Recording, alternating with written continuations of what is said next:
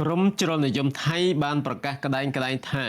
យើងកុំខ្លាចការគំរាមកំហែងការយកពន្ធបដិការចតុផនបរមផាន់ដែលជាម្នាក់ក្នុងចំណោមសកម្មជនច្រើនអ្នកនៃចលនាក្រមជ្រុលនិយមថៃដែលជាកម្លាំងសាមគ្គីរបស់ជាតិដើម្បីការពារអធិបតេយ្យភាពបានប្រកាសក្តែងតែម្ដងការប្រកាសកើតឡើងមុនពេលក្រុមនេះប្រម៉ែប្រមូលគ្នាធ្វើបាតកម្មនៅស្ថានទូតអាមេរិកនិងម៉ាឡេស៊ីនៅចុងសប្តាហ៍ដើម្បីបង្ហាញការជំទាស់និងសម្ដែងក្តីមិនពេញចិត្តរបស់ប្រទេសទាំងពីរដែលលុកលាន់កិច្ចការរបស់ថៃទីក្រុងវ៉ាស៊ីនតោនបានប្រកាសផ្អាកការចរចាពន្ធបដិការជាមួយថៃជាបណ្ដោះអាសន្នសិនរហូតដល់ទីក្រុងបាងកកគោរពតាមកិច្ចព្រមព្រៀងសន្តិភាពជាមួយកម្ពុជាដែលចុះហត្ថលេខានៅទីក្រុងកូឡាឡាំពូដែលមានប្រធានាធិបតីអាមេរិកលោកដូណាល់ត្រាំ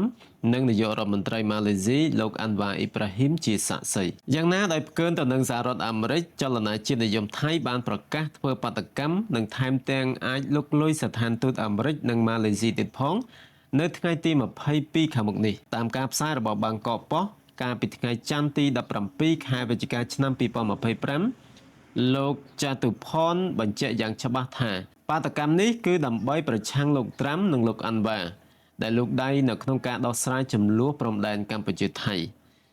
ចតុផននិយាយថាចាប់តាំងពីសហរដ្ឋអាមេរិកជ្រៀតជ្រែកក្នុងកិច្ចការរបស់ថៃប្រជាជនថៃមានសិទ្ធិក្នុងការបង្ហាញកម្លាំងជាតិជាការឆ្លើយតបទៅនឹងការគំរាមកំហែងពន្ធរបស់អាមេរិកលោកក៏សម្ដែងការមិនយល់ស្របជាមួយគណៈបកប្រឆាំងក្នុងសភាផងដែរចំពោះការណែនាំថារដ្ឋាភិបាលមិនគួរប្រើវិធីសាស្ត្រខ្លាំងក្លាតបទៅអាមេរិកវិញទេពីព្រោះវាអាចបង្កឲ្យមានប្រតិកម្មសេដ្ឋកិច្ចជាអវិជ្ជមានលោកនិយាយថាយើងមិនត្រូវខ្លាចការគំរាមកំហែងពន្ធទេពីព្រោះការការពារទឹកដីរបស់យើងគឺជាបញ្ហាសំខាន់បំផុតយើងក៏ត្រូវតែប្រយុទ្ធប្រឆាំងនឹងក្រុម scammer ដូចគ្នាយើងមិនអាចអនុញ្ញាតឲ្យប្រទេសថៃក្លាយជាគោលដៅងាយស្រួលរបស់នរណាម្នាក់នឹងត្រូវគេគំរាមកំហែងឬរុញច្រានបានឡើយបាទនេះគឺជាការប្រកាសរបស់ក្រមជ្រុលនិយមថៃបាទដែលមានចតុផនព្រំផាន់ដែលជាមេខ្លោងបាទនឹងប្រម៉ែប្រមូលគ្នាធ្វើបាតកម្មនៅថ្ងៃទី